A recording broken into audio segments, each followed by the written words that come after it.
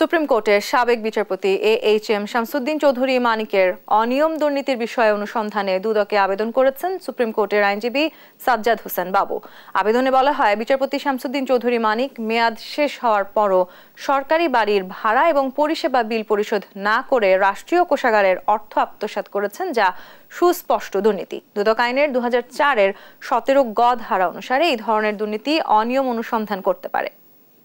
দুদকের কাছে আমরা notice of demand for justice প্রেরণ করেছি। আমরা দুদকের কাছে অনুরোধ করেছি, এই যে সুনির্দিষ্ট দুর্নীতির অভিযোগ, এই অভিযোগের প্রেক্ষিতে অবিলম্বে ওনারা 7 দিনের মধ্যে, নোটিশ পাওয়ার 7 দিনের মধ্যে ওনারা যাতে অনুসন্ধান কার্যক্রম শুরু করে এবং প্রয়োজনীয় ব্যবস্থা গ্রহণ করে। যদি এর মধ্যে প্রয়োজনীয় ব্যবস্থা গ্রহণ না করা হয়, তাহলে আমরা আইনগত ব্যবস্থা গ্রহণ করব, যার মধ্যে অবশ্যই আমরা মাননীয় সুপ্রিম কোর্টের হাইকোর্ট বিভাগে আমরা রিট পিটিশন দায়ের করব এবং সেটা উপযুক্ত বেঞ্চে আমরা শুনানি করব।